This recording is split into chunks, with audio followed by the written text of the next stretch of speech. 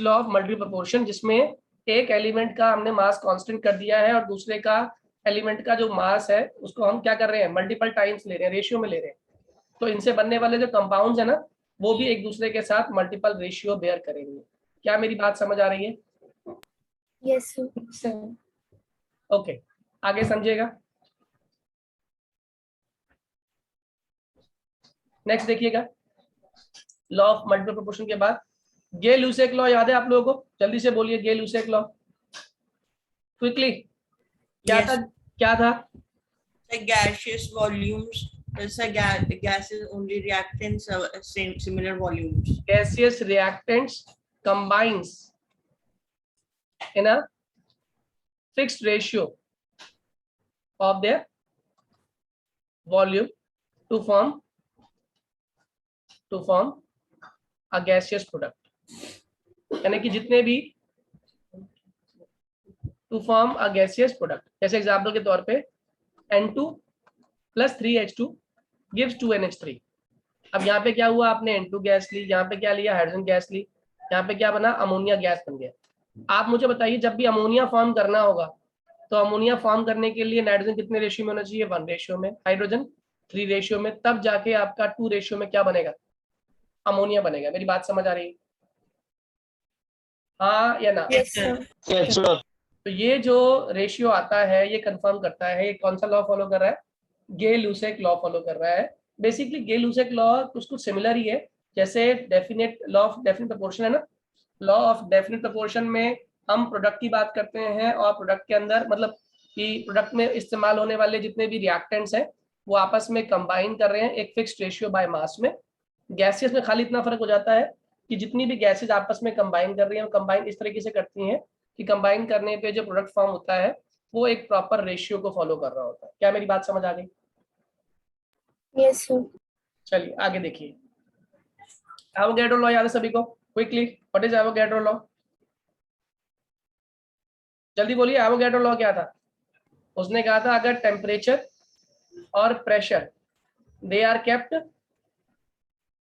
Constant, इसे हमने क्या कर दिया, कांस्टेंट कर दिया टेम्परेचर और प्रेशर को, तो क्या होगा, equal volume of all gases, equal volume of all gases will contain, क्या कंटेन करेंगे, will contain equal number of particles. हाँ या ना?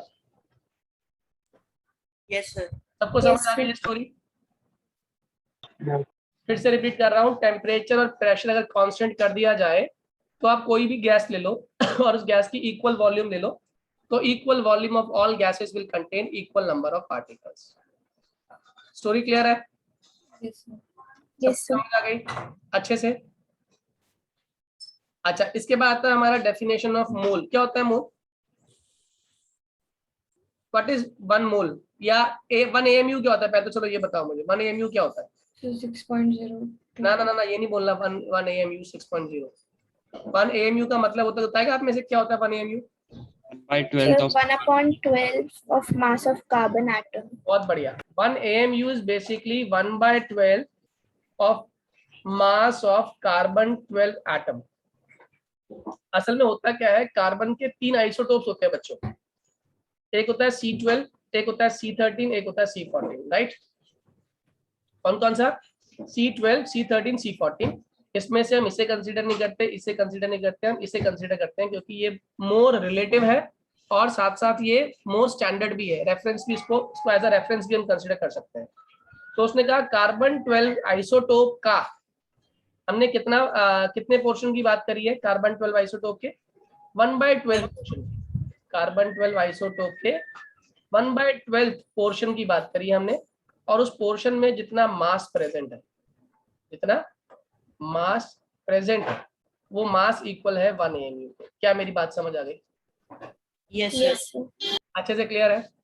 अगर 1 AMU की बात करते हैं तो 1 AMU की ये डेफिनेशन है, और अगर आपसे पूछे 1 मोल क्या होता है तो ध्यान रखिएगा, कार्बन 12 आइसोटोप में, कार्बन 12 आइसोटोप में 12 ग्राम में कितने एटम्स प्रेजेंट है, कितने एटम्स प्रेजेंट है, उसे हम लोग क्या बोलते हैं, 1 मोल। क्या मेरी बात समझ आ रही है? हाँ या ना? Yes, sir.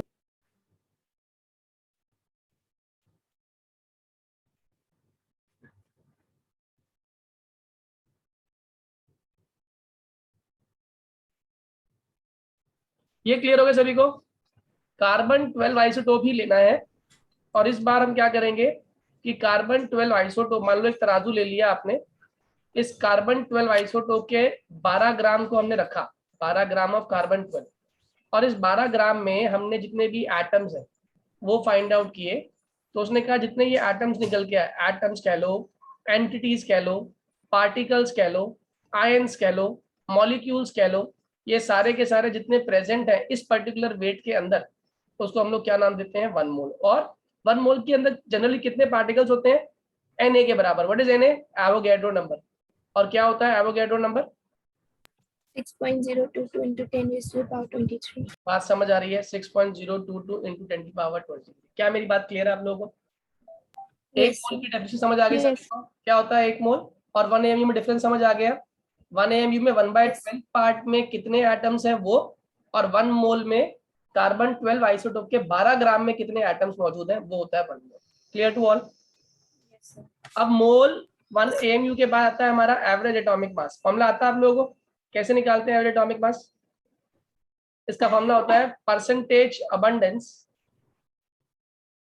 Into atomic mass 1 plus percentage abundance into atomic mass 2 whole upon 100। क्या मेरी बात समझ आ गई? Yes, sir. क्या Yes. कहा? रिपीट करिए, रिपीट करिए एक बार। The Percentage percentage abundance. abundance of all isotopes upon 100. Percentage abundance जो भी दी होगी, जैसे मान लो उसने कह दिया आपके पास क्लोरीन 17Cl35 17Cl37, ये दे दिया आपको 70%, ये दे दिया 30%। आपसे पूछा कैलकुलेट दी एवरेज एटॉमिक मास। ठीक है, ये कैसे निकलेगा? ये निकलेगा 70 इंटू 35 प्लस 37 इंटू 30 और होल अपॉन में क्या है 100। क्या मेरी बात समझ आ गई? Yes, sir. Yes, sir. Clear to all? Yes, sir. Yes, sir. Okay,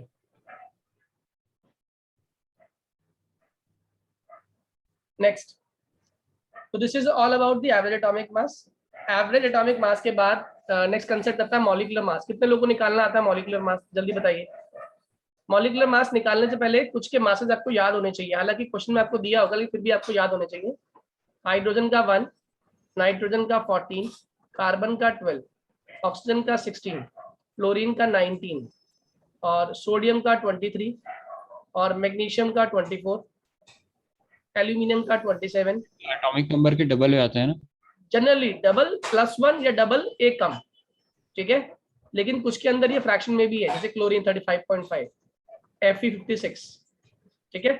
तो ये चीजें हमें याद होनी चाहिए, ये पूछी जाती हैं इसीलिए। सल्फर का 32, फॉस्फोरस का 31 और पोटेशियम का 39।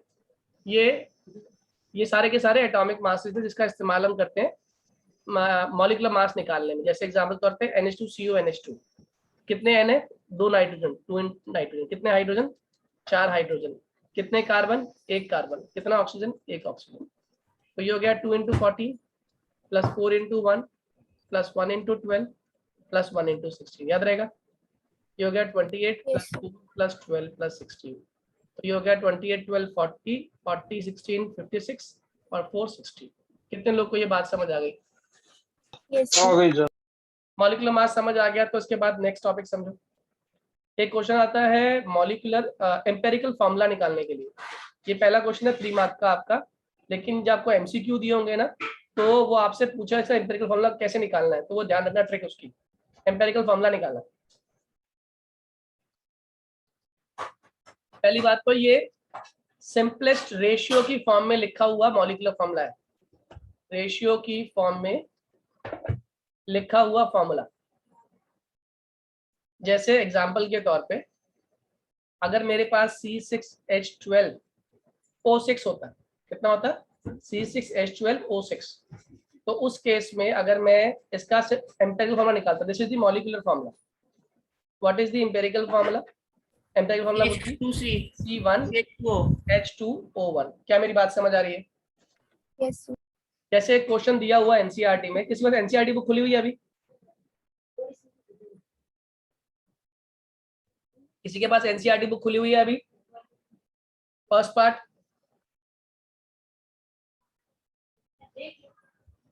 अरे Yes, sir. जरा उसमें से बेटा क्वेश्चन रीड करियो, एफई वाला और ओ वाला, शायद 5th है 6th क्वेश्चन है, उसमें परसेंटेज दी हुई है एफई और ओ की, बोलियो।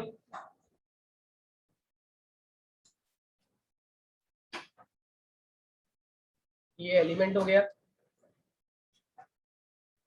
एटॉमिक मास, एटॉमिक मास के साथ मोल्स निकालेंगे। Question? हाँ बोलो जरा एक बार। सर कौन सा क्वेश्चन? 6th है 7th है, एफई और ओ के बारे में बात की हुई है उसने, वो निकालना है, एम्पिरिकल फॉर्मूला निकालना है इसके अंदर एक्सरसाइज में।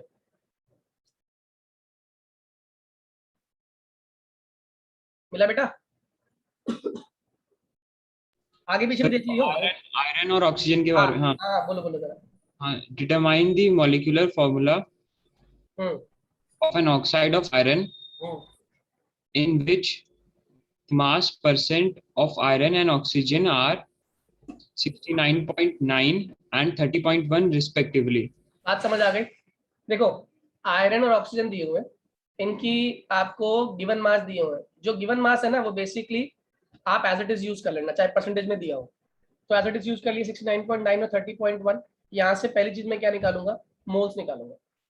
और मोल्स का फॉर्मूला क्या होता है? Given mass upon molecular mass. कितना है given mass upon molecular mass? Given mass upon molecular mass. क्या मेरी बात समझ आ गई?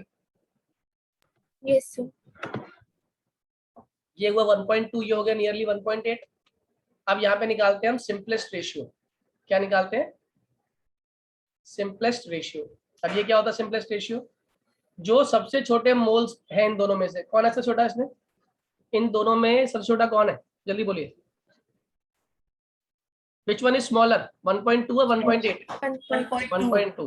तो हम क्या करेंगे? दोनों मोल्स को 1.2 से डिवाइड करिए, तो ये हो गया 1.2 upon 1.2 that is equal to 1, 1.8 upon 1.2 that is equal to 1.5। यहाँ से आप निकाल लो होल नंबर रेशियो। क्या निकाल लो? Whole number ratio. ये कैसे निकलेगा? जो ये 1.5 है ना, इसे कन्वर्ट करना है होल नंबर में। क्या करूँ? 2 से मल्टीप्लाई कर दो, तो ऊपर वाले को भी 2 से मल्टीप्लाई कर दो और नीचे वाले को भी 2 से मल्टीप्लाई कर दो। ये बन गया। तो बताओ what is the empirical formula? कितना एफई आया आपका? Fe2 आया, और O कितना आया? Fe2O3. कितने लोगों को पूरी स्टोरी समझ आ गई? जल्दी बोलिए। Yes, sir. Sir, आ गई. Fe2O3 क्लियर हो गया सभी को? एम्पिरिकल फॉर्मूला निकालना आ गया। अब मान लो आपसे वो कहता, आपसे वो पूछता कि इसका मॉलिक्यूलर फॉर्मूला अभी निकालिए, और इस केस में आपको क्या देता? वो मॉलिक्यूलर मास दे देता। क्या देता बच्चों? Molecular mass. और उसने कह दिया इसका मॉलिक्यूलर मास है इस कंपाउंड का वो है 320। तो अब क्या करेंगे मॉलिक्यूलर फॉर्मूला निकालने के लिए? Molecular formula is equal to होता है n इंटू एम्पेरिकल फॉर्मूला। क्या बोला मैंने? Molecular formula is equal to what? N into empirical formula. And what is n? n is basically molecular weight upon empirical formula weight. अब molecular weight तो पता है आपको 320 है, हाँ या ना? यहाँ से क्या निकाल लो हाथों हाथ? Empirical formula wait. कैसे निकालोगे? Fe का वेट कितना होता है? 56 इंटू क्या हो गया 2, प्लस ऑक्सीजन कितना होता है 16 इंटू क्या हो गया 3, तो ये कितना हो गया हमारा 112, और ये हो गया 48। कितना आ गया? 160। 160 डिवाइड में चला गया, कैंसिल हुआ, 2 आ गया। इसका मतलब n की वैल्यू कितनी आ रही है? 2। 2 यहाँ पुट करो। What is the empirical formula? Fe2O3। बताओ what is the formula? Molecular formula क्या निकल के आया? Fe4O6। Fe4O6. कितने लोगों को पूरी स्टोरी समझ आ गई? क्विकली समझ आ गया. जल्दी बोलिए। Yes, बाकी sir. लोग भी। दिवस, Yes, sir. इला, Yes, sir. Ramya. Ramya clear है बेटे? Yes, sir. ओके आगे समझिएगा जरा अगर ये क्लियर हो गया तो। अब मॉलिक्यूलर फॉर्मूले के बाद हमें जो ये फॉर्मूला निकालने के बाद जो नेक्स्ट क्वेश्चन आता है वो आता है बेस्ड ऑन स्टोइशियोमेट्री। बहुत ही आसान क्वेश्चन है, अगर आप दिमाग लगाना सीखें इस पर बेस्ड बहुत सारे क्वेश्चन आते हैं, आपको आने चाहिए। जैसे उसने कहा combustion of 8 gram methane produces, first part, how much CO2, second part, how much water. आपसे पूछ रहा है अमाउंट कि CO2 कितना बनेगा, आपसे पूछ रहा है वाटर कितना बनेगा। तो पहली बात तो इन क्वेश्चंस में क्या गिवन नहीं होती, कभी भी आपको इन क्वेश्चंस में कभी भी रिएक्शन गिवन नहीं होती, रिएक्शन खुद लिखनी होती है। कैसे लिखोगे? CH4 में आपने क्या डाल दिया? O2, क्या बन गया? CO2 बन गया, साथ में पानी बन गया। बताओ ये बैलेंस है या अनबैलेंस है? जल्दी बोलिए, बैलेंस है या अनबैलेंस है? Unbalanced. Unbalanced. अनबैलेंस्ड है। अब इसे बैलेंस करो जल्दी से, फटाफट जल्दी बोलो।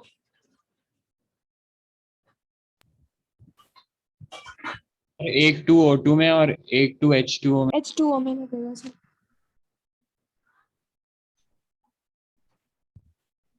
कहाँ का लगाने?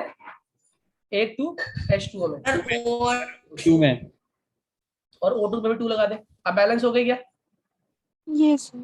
Yes sir. आप जरा ना सबसे पहला काम जो समझदार बच्चे हैं क्या करेंगे, वो मोलर रेशियो लिख लेंगे। ये 1 मोल है, ये 2 मोल है, ये 1 मोल है, ये 2 मोल है, यानी कितना रेशियो है? 1:2:1:2, हाँ या ना? Yes sir. ओके। अब किसी भी चीज के एक बात याद रखना है, वेरी वेरी वेरी इंपॉर्टेंट, किसी भी मॉलिक्यूल के 1 मोल में क्या होता है बच्चों? उसका मॉलिक्यूलर मास। उसका क्या होता है? Molecular mass. याद रहेगा, किसी भी मॉलिक्यूल के 1 मोल में क्या होता है? उसका molecular mass. Am I clear to all? yes sir. Yes sir. यहाँ पर ध्यान दीजिएगा। तो मैं ये कह सकता हूं कि 1 मोल अगर मीथेन है तो बेसिकली कितना ग्राम है? कितना ग्राम है हमारे पास? 16 ग्राम होना चाहिए अगर 1 मोल मीथेन हमारे पास होता है तो। अगर 2 मोल ऑक्सीजन की बात कर रहे हैं तो कितना हो गया? 2 × 32, 64 ग्राम होना चाहिए, हाँ या ना? कितने लोगों में अभी रफ आइडिया दे रहा हूँ जो क्लियर है या नहीं? Yes sir. अगर Yes, 1 मोल CO2 बनता है तो हमारे पास कितना बन गया? 1 × 12 + 16 × 2, दैट इज 44 ग्राम। और एक अगर 2 मोल पानी होता है तो क्या बनेगा हमारा? 2 × 2 + 16, दैट इज 18, दैट इज 36 ग्राम। अगर अभी ये इक्वेशन है तो एक्चुअली इसमें इतना इतना मास होना चाहिए, ये इतना मैं एक्सपेक्ट कर रहा था। लेकिन क्वेश्चन में क्या कहा? देखो एज पर क्वेश्चन क्या गिवन है आपको? आपको गिवन है 8 ग्राम मीथेन। तो पहले एक काम करेंगे, इस इक्वेशन को लिखते हैं, CH4 + 2O2 gives CO2 + 2H2। सही है? यहाँ पे दे दिया क्वेश्चन में इस बार आपको कितने ग्राम? 8 ग्राम। 8 ग्राम दे रखा है आपको, ठीक है? अगर ये 8 ग्राम तो पहली चीज क्या निकालोगे आप? Number of moles. और कैसे निकलेंगे number of moles? Given mass that is 8 ग्राम और इसका मॉलिक्यूलर मास यानी कि 16, कितने मोल्स हो गए? हाफ मोल, हाँ या ना? यानी कि एज पर क्वेश्चन मेरे पास मीथेन कितने मोल है? जल्दी बोलो। Half moon. तो जो इनका रेशियो था ना उससे मल्टीप्लाई करना शुरू करो। देखो क्वेश्चन करना आसान हो गया। मीथेन कितने रेशियो में था? 1 रेशियो में। ऑक्सीजन कितने रेशियो में था? 2 रेशियो में। CO2 कितने रेशियो में था? 1 रेशियो में। वाटर कितने रेशियो में था? 2 रेशियो में। कितने लोग को ये बात समझ आ गई मेरी? Yes मैंने sir. ये जो मोल्स आए ना, इसके जो मोल्स आए उनको सबसे मल्टीप्लाई कर दिया उनके रेशियो से। तो यानी कि मीथेन मेरे पास अगर आधा मोल है तो मेरे पास ऑक्सीजन भी कितना इस्तेमाल होगा? 1. 1 मोल इस्तेमाल होगा। तो कितना बनेगा CO2? आधा मोल। और कितना बनेगा वाटर? 1 मोल। क्या मेरी बात समझ आ रही है? Yes sir. Yes अब sir. कुछ स्टोरी क्लियर है? हाँ sir. अब उसने पूछा गया आपसे, उसने पूछा आपसे कितना बनेगा CO2? दिख रहा है आपको? CO2 आप लिखेंगे 1 मोल मीथेन, ऊपर लिखा हुआ देखो 1 मोल मीथेन कितना प्रोड्यूस करता है? CO2 1 मोल, सामने सामने लिखा हुआ है 1 mole methane produces CO2 equal to 1 mole. तो half mole methane produces CO2 is equal to 1 × half, that is half mole, हाँ या ना? Yes sir. और अगर वेट की बात करें तो वेट कितना हो गया? वेट ऑफ CO2 प्रोड्यूस्ड कैसे निकालेंगे? Mole into molecular mass. Mole into molecular mass. कितने मोल है? हाफ। कितना है मॉलिक्यूलर मास CO2 का? 44। क्या आंसर आ गया? 22 ग्राम। क्या मेरी बात समझ आ गई? Yes, sir. Yes, sir. ये क्लियर है? तो ये हो गया हमारा 22 ग्राम मीथेन के बारे में बात करें तो इससे CO2 निकल गया। और क्या पूछा उसने, हाउ मच वाटर, जरा बताना। 1 मोल CH4 कितना प्रोड्यूस कर रहा है water, produce H2O equal to कितने मोल? 1 mole. तो हाफ मोल CH4 कितना प्रोड्यूस करेगा water, 2 into half that is equal to 1 mole. और 1 मोल पानी का वेट कितना होता है, मोल्स इनटू, अभी सिखाया मैंने आपको, मॉलिक्यूलर मास। कितने लोगों को ये पूरी स्टोरी समझ आ गई है? Yes, sir. तो कितने मोल्स है आपके पास, 1, और कितना है मॉलिक्यूलर मास आपका, 18। आंसर कितना आ गया, 18। क्या मेरी बात समझ आ गई आपको? Quickly Yes, sir. Yes, sir. Stoichiometry questions कर पाओगे? अब मान लो मैं इस क्वेश्चन को चेंज कर देता और मैं आपको बोलता अब आपको क्वेश्चन में क्या गिवन है, आप क्वेश्चन में गिवन है आपके पास 32 ग्राम ऑफ मीथेन। क्या गिवन है क्वेश्चन में, 32 gram of methane is given, और पूछा आपसे बताओ कितना वाटर बनेगा, कर पाओगे? पहली चीज क्या करोगे, 32/16 कर दोगे, आया ना? कितने मोल्स हो गए, 2 मोल्स हो गए। और अब रेशियो से मल्टीप्लाई कर दो, ये हो जाएगा 2 into 1, ये हो जाएगा 2 into 2, ये हो जाएगा 2 into 1, ये हो जाएगा 2 into 2। क्या मेरी बात समझ आ गई? Gram of oxygen. Sir. आया ना? ये 2 आ गया, ये 4 हो गया, ये 2 Yes, मोल्स sir. हो गया, और ये 4 मोल्स हो गया। आप पूछा वेट कितना पूछा है, किसका वेट पूछा आपसे? H2 होगा। H2 होगा। H2 कितने मोल्स बन रहा है, अभी देखा आपने, 4 मोल बन रहा है ना H2। Sir. 1 मोल में कितना वेट, 18 ग्राम, तो 4 मोल में कितना हो गया, 4 into 18 दैट इज 72 ग्राम। कितने लोगों को पूरी स्टोरी समझ आ गई? Yes, sir. क्या अब आपने पेन और पेपर इस्तेमाल किया, रफली कर दिया आप लोगों ने हाथों हाथ? क्या मेरी बात समझ आ गई आप लोगों को? Yes, sir. Yes, sir. Stoichiometry question हो पाएंगे, एम्पिरिकल फॉर्मूला कर पाओगे? Yes, sir. ठीक है, आगे समझिए अब जरा। अब आता है इसके बाद आप लोगों का question based on molarity, question based on molality, question based on mole fraction, question based on percentage composition. ठीक है, पहले मोलैरिटी कैपिटल एम है, मोलैरिटी स्मॉल एम है, मोल फ्रैक्शन जाए है, और ये परसेंटेज कॉम्पोजिशन परसेंटेज से डील करते हैं।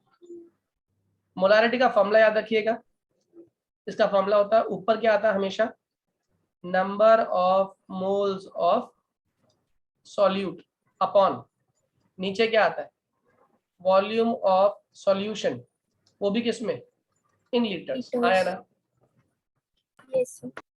मोलैलिटी की बात करते हैं, number of moles of solute, यानी कि ये चीज सेम रहने वाली है, अपॉन नीचे क्या आ जाएगा, weight of solvent in KG. इसकी यूनिट की बात करूं तो यूनिट क्या है इसकी, मोल पर लीटर। इसकी यूनिट क्या है, मोल पर केजी। क्या मेरी बात समझ आ रही है? Yes, sir. ठीक है, मोल फ्रैक्शन कैसे निकालते हैं ये समझ लेना।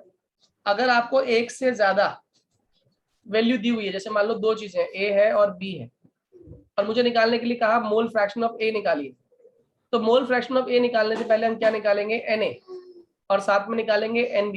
Na क्या है, number of moles of A, Nb क्या है, number of moles of B. क्या मेरी बात समझ आ रही है? Yes, आया sir. ना, number of moles of A और number of moles of B. तो पहले नंबर ऑफ मोल्स ए निकाल लेना, नंबर ऑफ मोल्स बी निकाल लेना। Mole fraction A would be equal to simply Na upon Na plus Nb। क्या मेरी बात समझ आ रही है? Yes, sir. Mole fraction of A would be equal to Na upon Na plus Nb। ऐसे ही mole fraction of B would be equal to Nb upon Na plus Nb। याद रहेगा? क्या डिफरेंस समझ आ गया दोनों के बीच में? जिसका मोल फ्रैक्शन पूछते हैं ना, उसके नंबर ऑफ मोल्स ऊपर अपॉन टोटल के नंबर ऑफ मोल्स नीचे। हाँ है ना? Yes. Yes, sir. अगर आप थोड़ा सा भी ध्यान देना तो मोल फ्रैक्शन कुछ भी नहीं है, ये मैथ्स में एक टर्म पढ़ी थी आप लोगों ने, प्रोबेबिलिटी। ये प्रोबेबिलिटी तो है, और प्रोबेबिलिटी का सम कितना होता है, 1 होता है। तो जाई ए प्लस जाई बी इज इक्वल टू 1 होता है। चेक करते हैं आया या नहीं आया। Xi A is Na upon Na plus Nb। Xi b is Nb upon Na plus Nb, दोनों का एलसीएम Na प्लस Nb आ गया, ऊपर Na प्लस Nb आ गया, इससे कट गया, आंसर कितना आ गया 5। क्या मेरी बात समझ आ रही है? Yes, sir. Yes, sir. एक है percentage composition,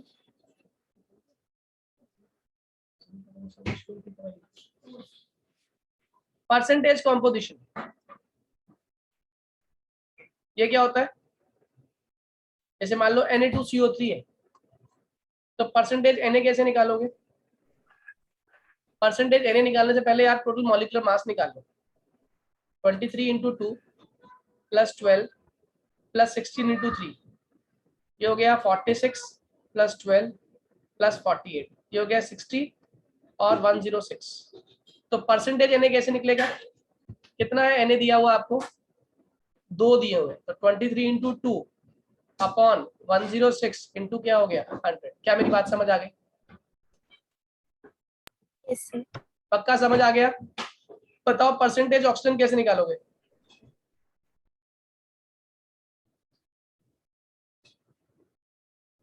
sixteen into 3, 16 into 3 upon 106 into 100. बताओ परसेंटेज कार्बन कैसे निकालोगे? 12 So upon 12 10. upon 106 into 100. क्या मेरी बात समझ आ गई? Yes, sir. Percentage composition clear हो गया। एक मोल फ्रैक्शन क्वेश्चन कराता हूं, आपको वो ध्यान दीजिएगा, मोल फ्रैक्शन कैसे निकालते हैं। जैसे मान लीजिए उसने कहा आपको 20 ग्राम NaOH in 88 gram CO2, find mole fraction of NaOH and mole fraction of CO2। कैसे करेंगे? पहले नंबर ऑफ मोल्स निकाल लो। किसके निकाल लो? Number of moles, number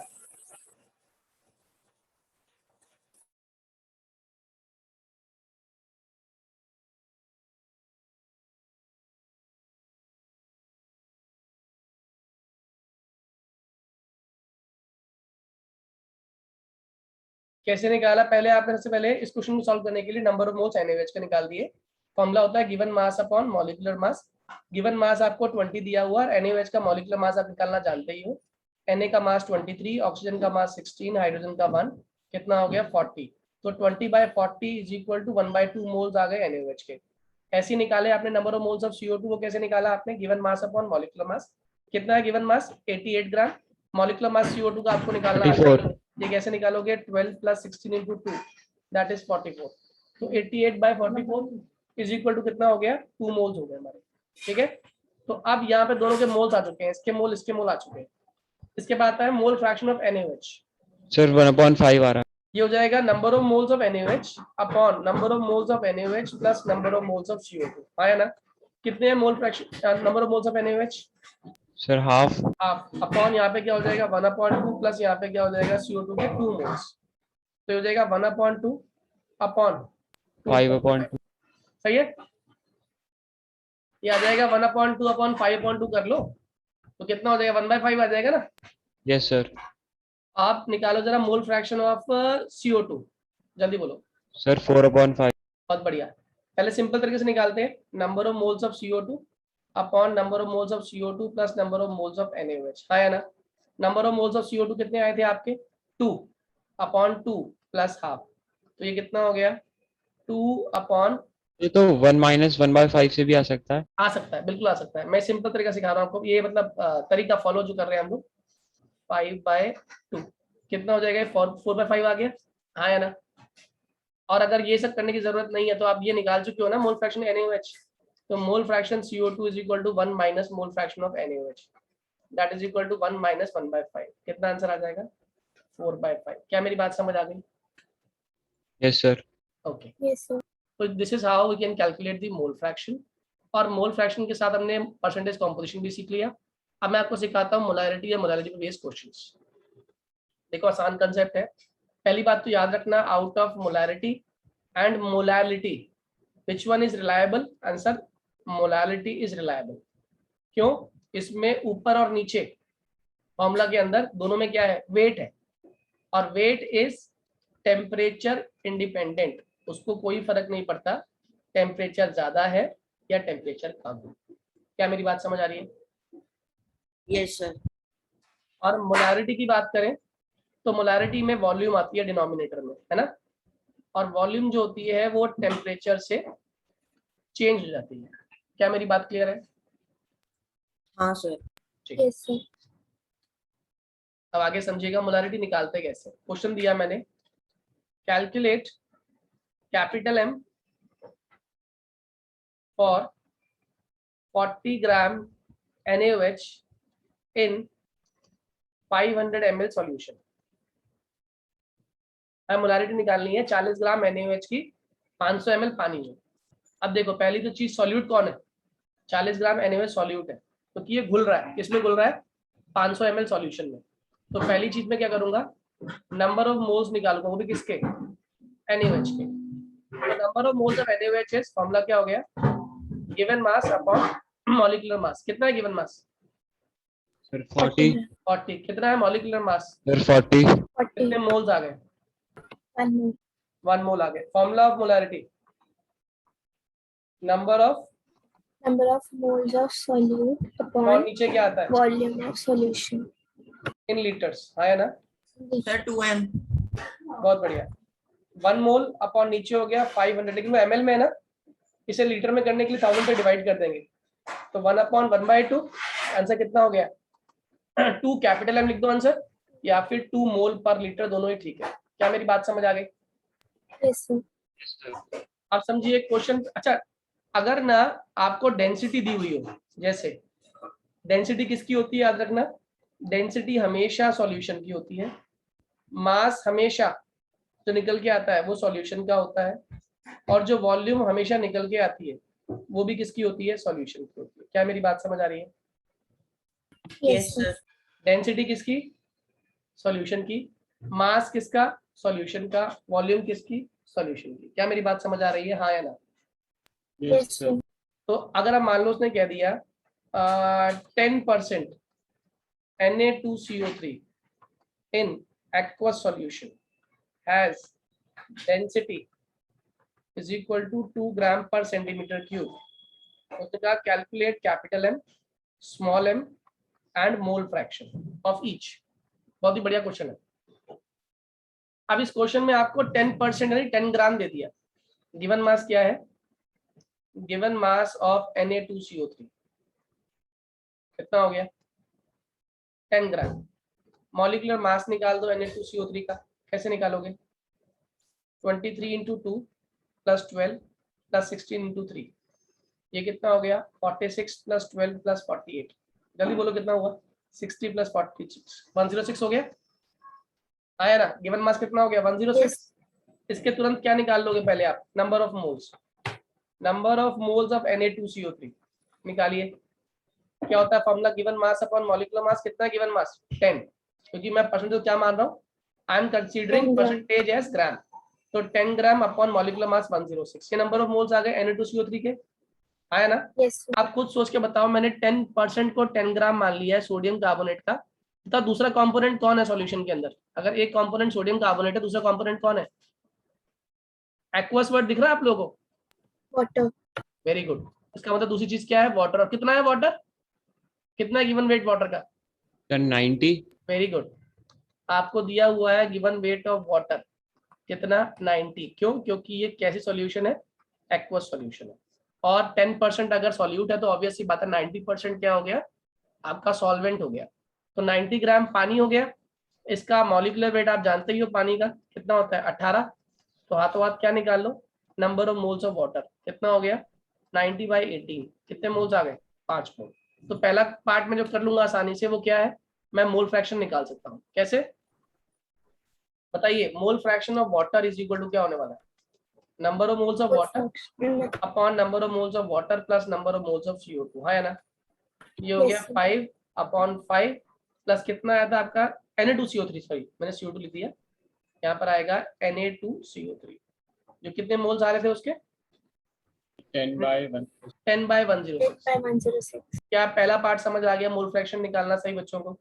Yes, sir. Yes, sir. अब दूसरा पार्ट निकालना सिखाता हूँ जो उससे भी आसान है, मोलैलिटी स्मॉल m, इसका फॉर्मूला होता है number of moles of solute, वो आप निकाल चुके हो, कौन है सॉल्यूट Na2CO3. बहुत बढ़िया। और नीचे क्या आता है, वेट ऑफ सॉल्वेंट, वो भी किसमें, इन केजी। ये पता kg. Number of mole solute कितने आए थे आपके, सॉल्यूट के नंबर ऑफ मोल्स 10/106. 10/106 10.106. और कितना है सॉल्वेंट का वेट 90. 90 ग्राम 90. अपॉन 1000। कितने लोगों को पूरी प्रोसेस समझ आ गई।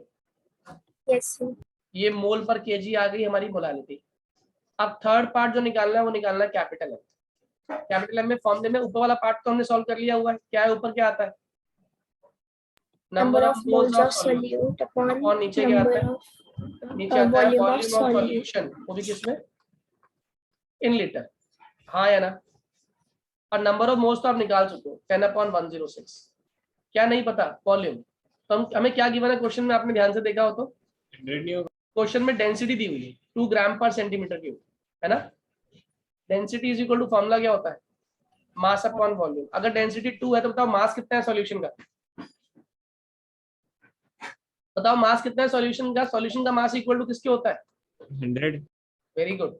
सॉल्यूशन का मास इज इक्वल टू होता है सॉल्यूट का मास प्लस सॉल्वेंट का मास। कितना है सॉल्यूट का मास 10, कितना है सॉल्वेंट का मास 90, तो ये कितना हो गया 100। तो यहाँ लिख दिया हमने 2 इज इक्वल टू 100 अपॉन नीचे क्या आ गया वॉल्यूम। तो वॉल्यूम कितना हो गया 100/2, दैट इज इक्वल टू कितना हो गया 50। अगर एक इसमें ml में, तो वॉल्यूम लीटर में कितनी हो जाएगी 50/1000। उठा के इसको यहाँ पुट कर दो, तो आंसर क्या होने वाला है 10/106 अपॉन 50/1000। क्या मेरी बात समझ आ गई। Yes, sir. Yes, sir. क्या इसका आंसर किसमें आ जाएगा, मोल पर litre. Story clear to everyone. ये चैप्टर 1 की रिवीजन हुई हमारी। इसके अंदर आप लोग आज एक काम करेंगे, मैं इसके ऊपर बेस में आपको क्वेश्चंस भेजूंगा, multiple choice questions, exemplar questions करिए इसके पहले, और वो क्वेश्चन बैंक कर लीजिए। आज चैप्टर 1 फिनिश कर लीजिए अपना आने वाले एग्जाम के लिए। Clear to all. Yes, sir.